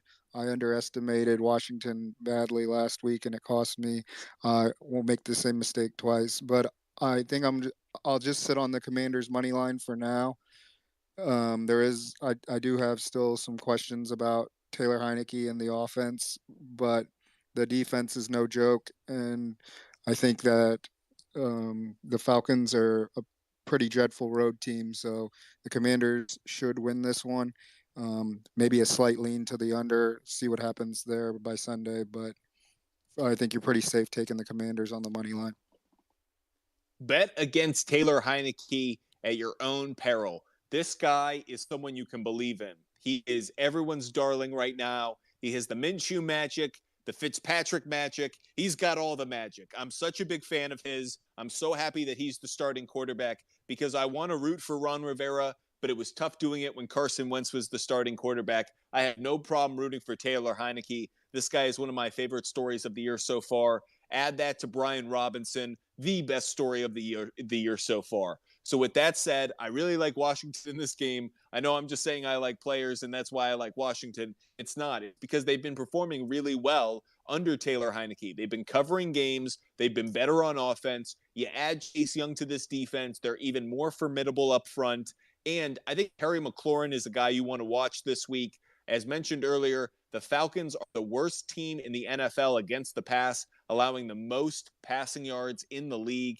I'm just a big believer that the secondary of the Falcons is going to get torched by Heineke a couple times in this game. Sorry, I said the Falcons gave up the most passing yards. They don't. They give up 266 total passing yards. Forgive me, that's only the fourth worst in the NFL, but they're the worst in the NFL when it comes to, I believe, against fantasy quarterbacks. But either way, I really like Washington in this game. I think they're going to be able to open up the offense, run the ball effectively, dominate on defense. I like them to cover. I'm going to buy it down to -3, but I feel good about it as a money line play or as a -3 play. Dennis, how do you feel about Falcons at Commanders?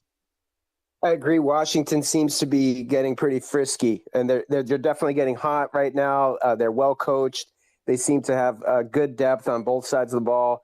You are stealing my thunder in terms of a player to keep an eye on. Terry McLaurin is a great pick.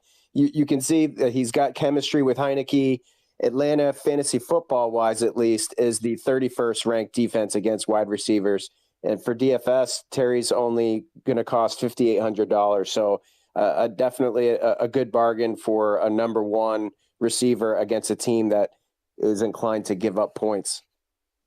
Follow Butt Fumble Sports on Twitter at SportsFumble and on TikTok, Instagram, and YouTube at Butt Fumble Sports. You'll get Dennis's DFS fantasy lineup every Saturday night and Sunday morning. That way you can play along, ride the players and picks that you like. Dennis did so well on his DFS last week. He's really had 2 weeks in a row. So check out when we put out that content. Dennis, appreciate all of your picks. We're going to move on to the next game, which is the first of the 4 p.m. window in Sunday, Week 11. The Los Angeles Chargers, 4.5-point favorites.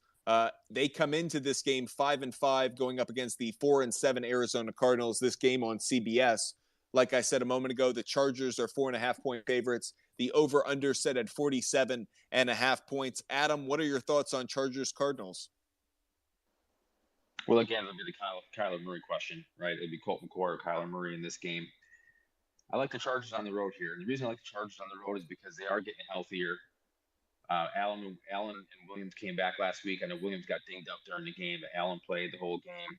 And Palmer, Joshua Palmer, I really think he's coming into his own. I think he's a really good receiver. He's big and physical, and I think Herbert's starting to get these guys on the same page. So I think you might see a type of game that like San Fran used a lot of backs out of the backfield last night. A lot of underneath and crossing routes against this poor Arizona defense that's 23rd in the league against the pass. So I like the Chargers in this game. I think they're slowly getting better and coming together. And again, with Kyler Murray or McCoy at home, it doesn't seem to matter. Arizona's 1-5 at home this year. So I think the Chargers are a better team, much more explosive offense against a pretty bad Cardinals defense. I would buy the points down on this one, though, to get it to 3, but I do like the Chargers. Loeb, what you got for us? As Adam said, the Cardinals are a dreadful home team, and the Cardinals are dreadful at home, and the Chargers play a little bit better on the road. So I'm looking at the Chargers. I'm fine swallowing the 4.5 points. I was slightly leaning to the over. I think Herbert's starting to figure out more as this team gets healthier and an extra week of practice. And it just looks like the Cardinals have given up on the year, and with Cliff Kingsbury and kind of a dreadful performance, especially towards the end of that 49ers game where they were refusing to tackle Kittle on long plays. So I don't know how they get that ready to go in 1 week's time. So I think the Chargers are a pretty strong play here, even at 4.5. I'm going to keep this short and sweet. The Fumble Sports pick for this game is the Chargers to cover -3 after you buy the 1.5. Lope hit it right on the head. I think the Chargers are trying to be competitive. They're getting healthier. They're turning a corner. The Cardinals are falling apart. Dennis, what are your thoughts for Chargers Cardinals? If he's healthy and he's good to go, I definitely start Gerald Everett against Arizona. They're terrible against tight ends. I try to find a tight end matchup against Arizona every week, to be honest. And building a little bit on what Adam said, I think he's right. Josh Palmer seems to be passing the eyeball test. Looks like he's gaining confidence in on the field. Herbert seems to be trusting him more.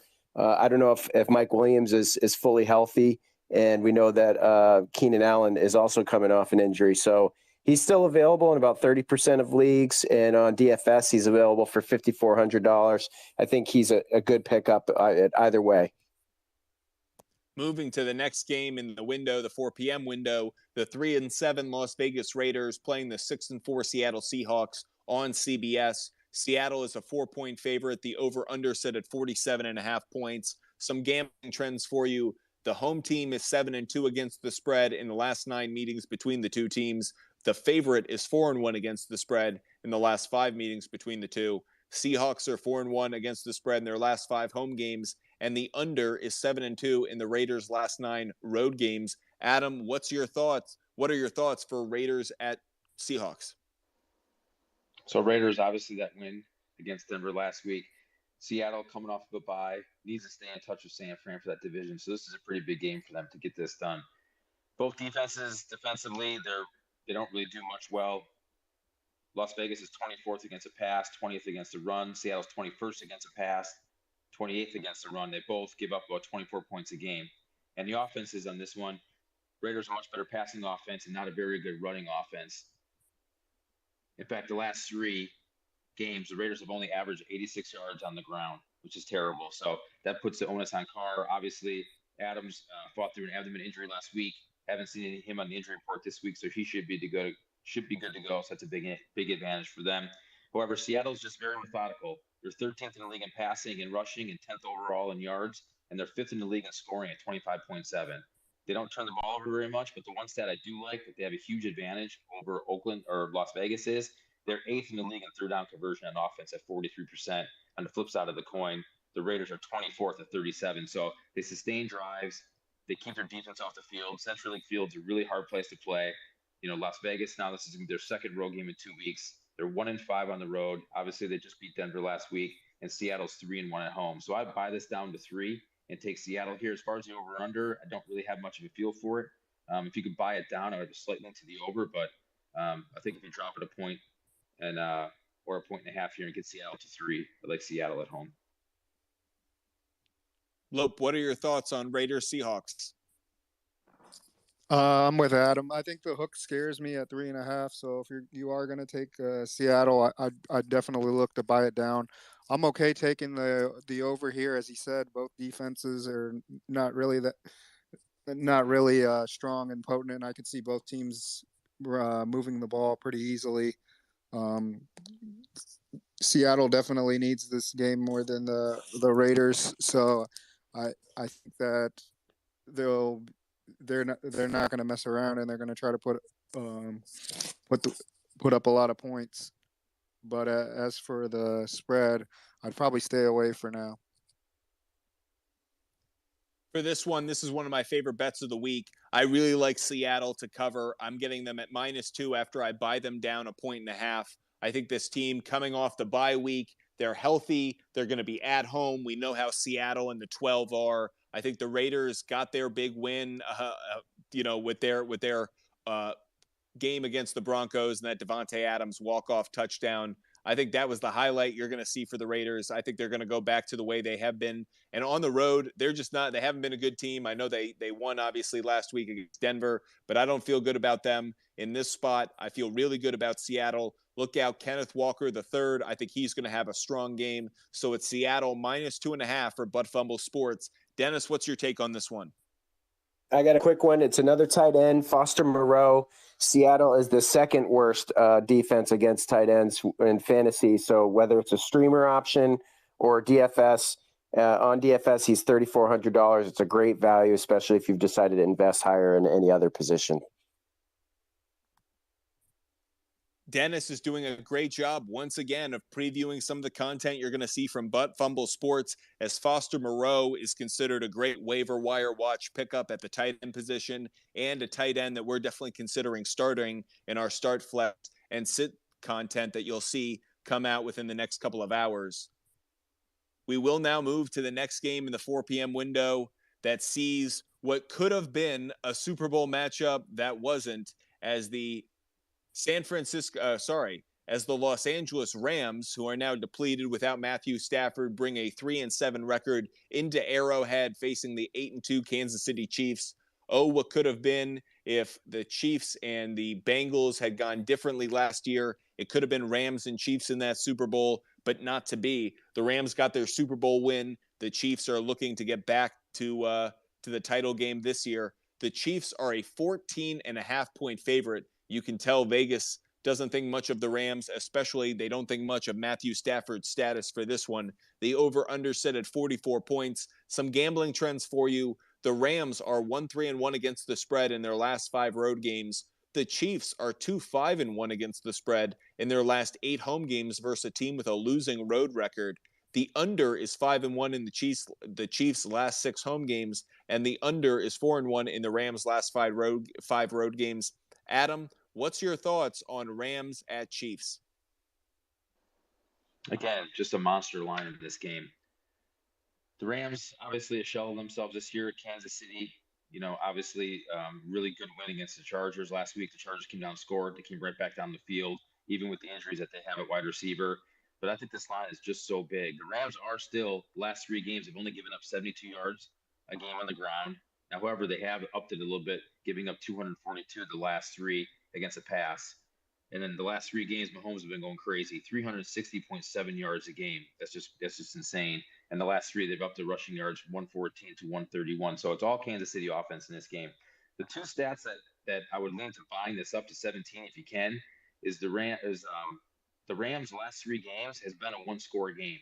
And with that rush defense and that pass secondary that can at least maybe try to hold Mahomes down to where he can, plus 17, I think you could take the Rams here on this one. As far as the over-under, I think it's slightly into the over. If it did get out of hand and Kansas City did cover the line, you can kind of cover yourself there. You could take the Rams and then take the over. So if it did get out of hand and get over, then Kansas City would probably cover that if it did. So I just think, you buy it up to 17. And like you mentioned before, this is the NFL. This isn't college. And I know the Rams haven't been playing that well this year, but that stat stands out to me. The last 3 games, it's been a 1-score game as bad as they've looked. And Kansas City's defense really is nothing to write home about. So they do give up 23.3 points a game. So buy it up to 17, take the Rams. If you want to cover yourself, you could lean to the over. To Adam's point, there are jobs on the line every NFL Sunday. And sometimes you see these spreads and you think, oh, yeah, this is a dominant team versus a bunch of chumps. Well, those chumps are trying to keep their jobs, keep their paychecks. It's one of the reasons we see a lot of teams fight when they're underdogs. A lot of reasons to believe the Rams are in that kind of situation. A lot of pride and future paychecks on the line. Lope, how do you feel about this game between the Rams and Chiefs? Definitely like the over. I think that this is just one of those where Mahomes puts the final touches maybe on an MVP.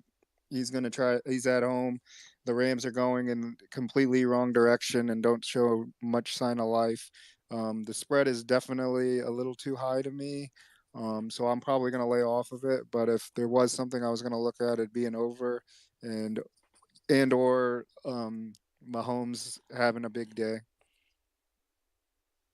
Interesting. I'm going the other direction. I lead towards the under. I think the under may be a better play. I'm curious to know if Andy Reid wants to be in the it wants to be the one who crushes Sean McVay and the Rams. I think there could be a question of, does the foot come off the gas at some point? I don't think they're just going to chuck it on them to try and run up the score. Again, to Adam's point, this isn't college football, not just because the team on the losing or the underdog side is fighting for a paycheck, but also because I think there's a lot of respect in the league.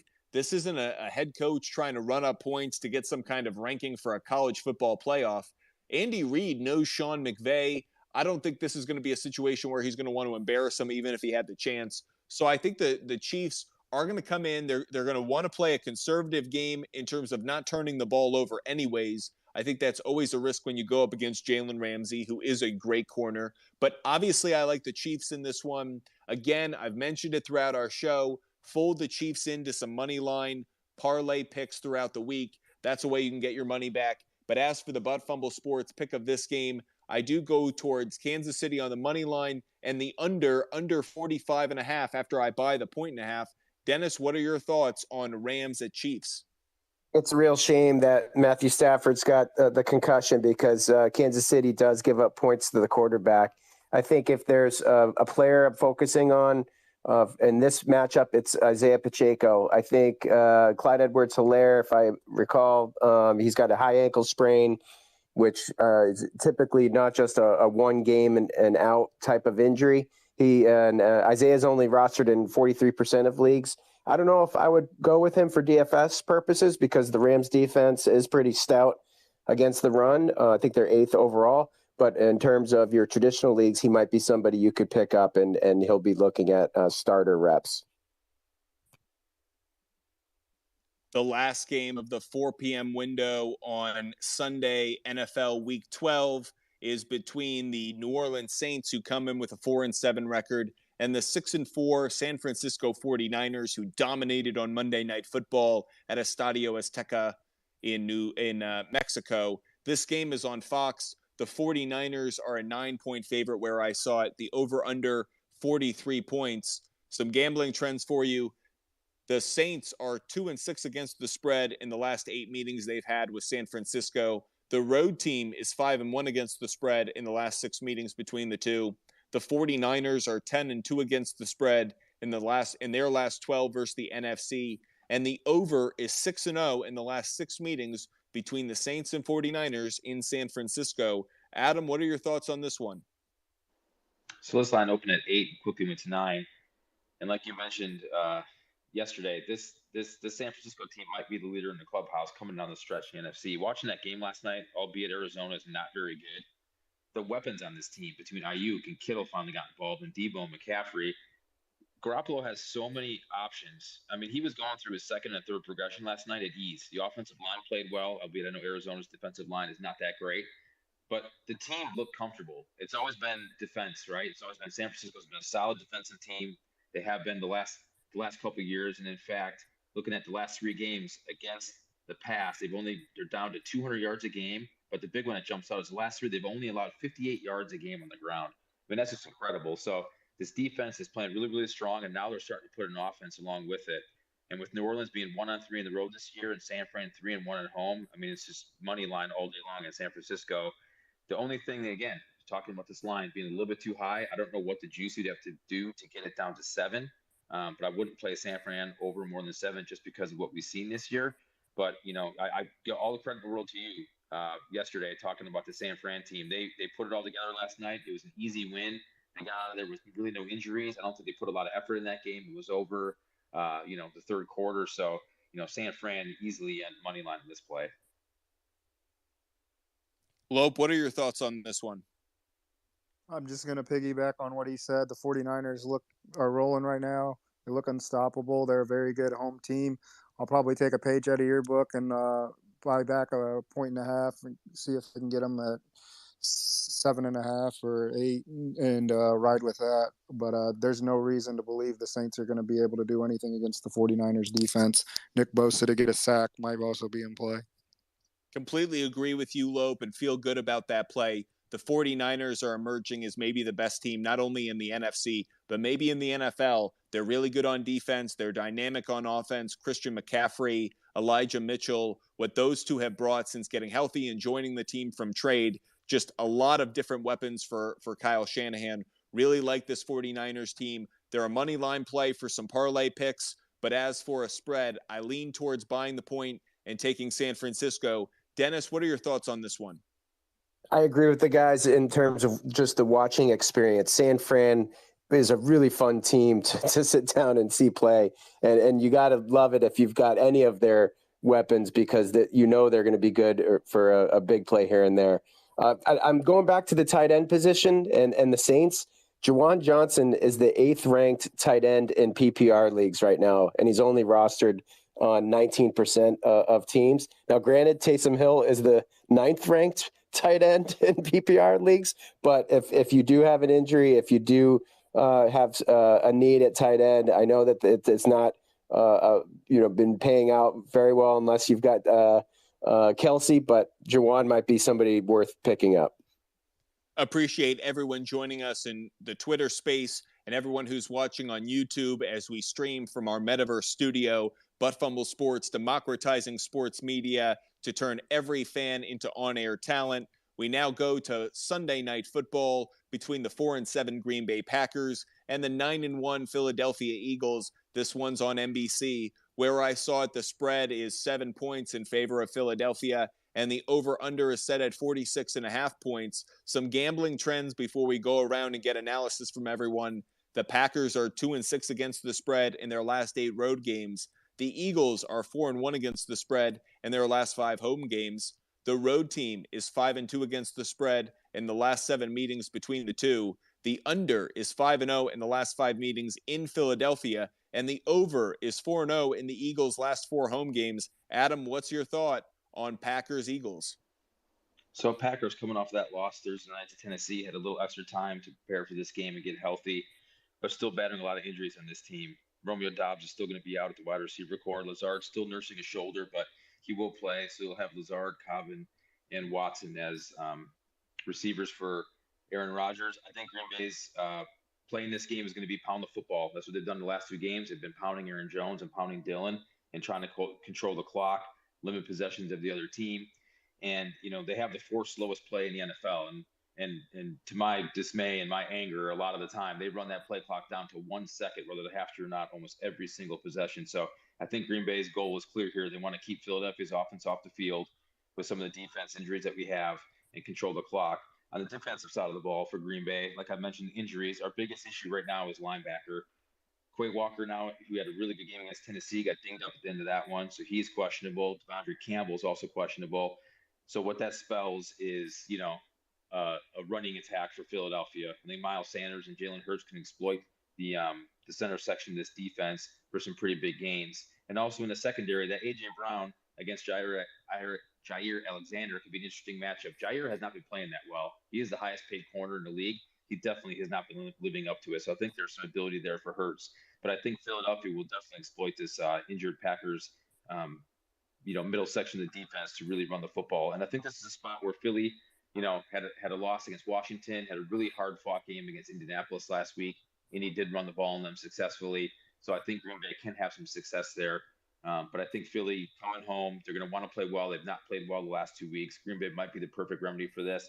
I think if you buy it up to 7.5 or 8, I think you take the Packers on that. Anything under 7, I think you play Philly. But my play in this game is going to be under 47 because, like I mentioned, I think Green Bay is going to be able to run the ball in Philadelphia and control some of the clock, and I think that's going to be Philly's game plan too. And if Philly does hit 1 or 2 deep and get up by 10, 14 points, I could definitely see them sit on the ball and get out of here with a win. So I do like the under 47 in this game. Lope, what are your thoughts on this Sunday Night Football game between the Packers and Eagles? I agree with a lot of what Adam said. Aaron Rodgers going against a very good pass defense, and the Eagles play very well at home. I don't necessarily like the spread at 7. I think that seems about right. I don't have a strong lean towards either or, but I think the under is a safe play. I just don't believe in this Packers offense right now, and I think they're shutting down. Uh, the Eagles will have an easy time shutting down. One thing that I would say is the Eagles are really good at forcing turnovers. I know Aaron Rodgers doesn't throw a lot, but will Aaron Rodgers throw an interception here? I could see him throwing a pick here, Lope, given that big game Slay will be matched up against Watson, and given that Aaron Rodgers doesn't have that many targets to go to, he's going to force the ball up at some point. I think there's an opportunity for this Eagles secondary to get an interception, so I do like that player prop. As for the Butt Fumble Sports pick in this one, I like Philadelphia on the money line. The spread I'm not crazy about. I lean towards Aaron Rodgers in prime time right now, especially because I think the loss of Dallas Goedert to injury for the next few weeks will impact this Eagles offense and their ability to be as dynamic and as explosive as we've seen earlier in the year. So I lean towards the Packers in a cover play, but I'm going to wait till Sunday to see where the public pushes that money and take that bet then. As for now, I like Philadelphia on the money line. I'll play that into some parlays. Dennis, what are your thoughts on this Sunday night game between the Packers and Eagles? I am a huge fan of Aaron Rodgers, but it's been brutal watching him. I hate the body language. I hate the vibe that he has on the field. I think he's had 15 or 16 consecutive games with less than 300 yards passing. If there was a prop bet out there that I could find, that if that was at the over-under, I'd definitely take the under. That being said, though, I do think Christian Watson's got the hot hand right now, and he's currently available, I believe, at $5,000 or so on the DFS. I think that he's going to be the primary target here for scoring. So if there was one offensive player for Green Bay to focus on, that's who I'd be going with, DFS. It's been a long show, but we only have one game left to go. Monday Night Football between the 3-7 Pittsburgh Steelers and the 4-6-1 Indianapolis Colts. This game, of course, is on ESPN. The Colts, where I see it, are a 3-point favorite. The over-under set at 39 points. Some gambling trends for you before we go around and break it down. The home team is 6-1 against the spread in the last 7 meetings between the Steelers and Colts. The Colts are 7-3 against the spread in the last 10 meetings following a straight-up loss. The Steelers are 5-1 against the spread in their last 6 meetings with the Colts. The under is 4-1 in the last 5 meetings in Indianapolis, and the under is 6-1 in the Colts' last 7 home games. Adam, we kick it to you. What do you think of this Monday night game between the Steelers and Colts? So both these teams really coming off hard-fought losses. Pittsburgh at home against Cincinnati, and of course the Colts had control of that game and let Philly take care of it at the end of the game. But this is really a strength against strength. You have the rushing attack for the Colts, and you have a really good rush defense against the Steelers. But on the flip side of that coin, you have a really good pass defense in the Colts and a really bad passing offense for the Steelers. Like I said, I really like defense. I really like this Colts team. I think it's a much different team under Matt Ryan. Not necessarily, Jeff Saturday obviously might bring some enthusiasm in there. They did lose last week, a little bit of a deflating loss when they did have that game in command. But same thing here. I think Pittsburgh, has put up some points here against Cincinnati last week, but I think they travel to Indianapolis. This could be a really hard-fought, tight, close game. But I think the Colts are going to try to minimize Matt Ryan in this one and really get the running game going again and try to really put the emphasis in stopping Najee Harris and make Pickett throw the football. So at home, -2.5. I'm not a big fan of it, but I would lay the 3 with the Colts. As far as the over-under, the 38 is kind of a tough one there. If I had to give a lean, I would give a slight lean to the under, even though the last couple weeks the points have been put up on the offense on these teams. But I would lay the 2.5 with the Colts at home on Monday night. Lope, what are your thoughts on the Monday night game between Steelers and Colts? I'm not a big fan of either team for that reason. I'm thinking that the under is probably the play. I don't think you'll see a whole lot of scoring. I think both offenses will struggle, but if the line does favor the Steelers a little bit more, I would tap in. But I'll wait till Sunday or Monday to take a look at that. Couldn't agree more with you, Lope. I like the under in this one, but I'm going to wait to see where the public pushes the spread over the course of the week. Really want to be able to take Indianapolis on the money line and Pittsburgh on a cover. If that got up to +5.5, maybe even +6, I would really like that bet. Dennis, what are your thoughts on the Monday Night Football game this week? I like, this is a little bit of a deep cut, but I like Alec Pierce. He's got good chemistry with Matt Ryan. Last week he had 8 targets, and Pittsburgh's 31st against wide receivers in fantasy football play. So he could be a sneaky pick at a really low price, currently $3,500. So if you are running out of money when you're making your lineup, keep him in the back of your mind as someone who you could get on the cheap side. No teams on a bye week in week 12. And that's why we went so long this week in our NFL Week 12 preview here on Tuesday, going through every game, 3 on Thanksgiving Day. We got our full game of slate on 1 p.m., 4 p.m., and the Sunday, Monday games. Appreciate Adam, Dennis, Lope, and of course, Blease for joining us and giving us this analysis and picks. For everyone out there, follow Butt Fumble Sports on Twitter @SportsFumble, and follow us on TikTok, Instagram, and YouTube @ButtFumble Sports. Subscribe to our content on YouTube. We put out content for fantasy, gambling, picks, rants, everything that you need while we democratize sports media, turning every fan into on-air talent. Appreciate you so much for all your hard work, all your effort, and what you bring to this show. Dennis, what a great DFS lineup last week. Adam, you're absolutely killing it with these picks. And Lope, hopefully you enjoyed your bye week with your Miami Dolphins because you're back on the clock in a battle this week. Appreciate all of you joining us. Good luck this week in your bets, in fantasy, and DFS, and everything else. And please reach out to us. We love engaging with fans, love engaging with our audience. So have a great week and good luck and happy Thanksgiving, everyone.